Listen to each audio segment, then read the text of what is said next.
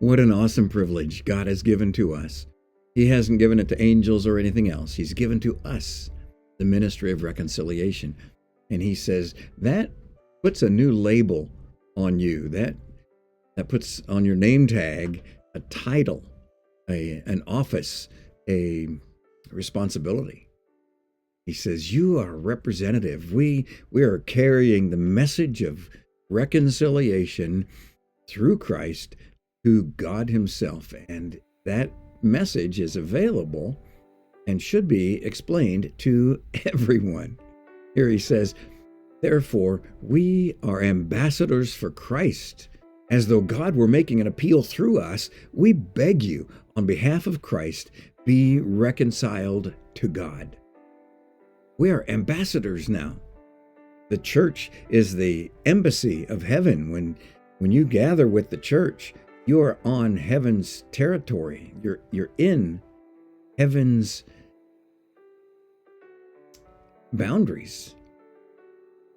Church is the embassy of heaven. We are ambassadors for Christ. We are representatives of the Christ himself, and we carry with him, or we carry with us, his character, his message. We are here to accomplish his business, which is to seek and save the lost, to care for his bride and prepare her.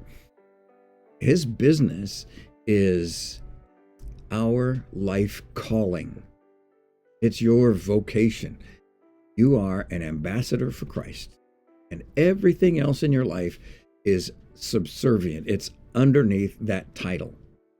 Everywhere you go, every individual you talk with, every conversation you're a part of, you are a representative with the rights and privileges, responsibilities, and authority of Christ. So, when we encounter someone who needs Jesus, we get to represent his message accurately, speaking the truth in love. We're not offended. We're not offended by people who are sinners, who are outside of Christ.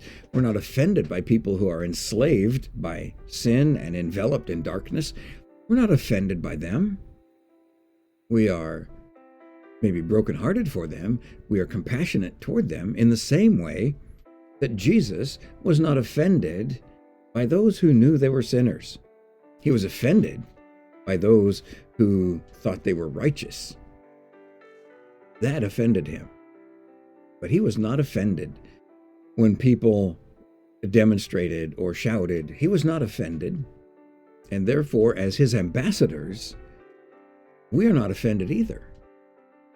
We love justice. We move with mercy and intend to see justice accomplished because we know that's what he loves.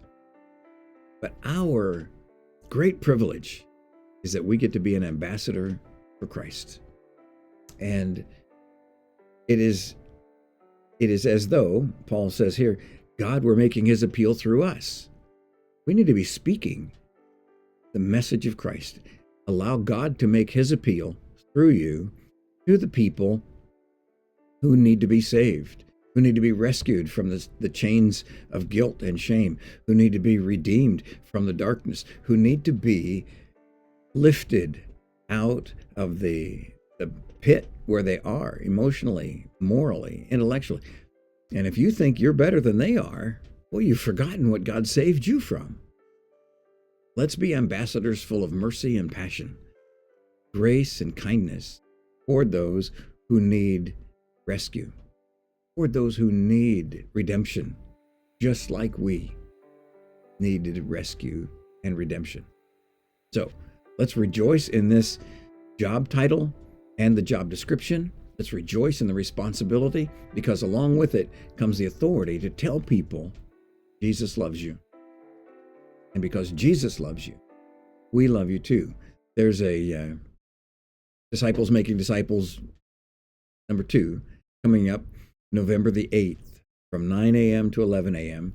And it's going to be designed focusing on how to tell people about salvation, how to answer the question, what must I do I've offended God. I've become his enemy. What do I do now? So I'm really looking forward to that. We'll spend a couple hours together talking about it, how to, and the things that we need to know to share this good news as ambassadors for Christ. So look forward to seeing you tomorrow. God bless you. He loves you, and we love you too.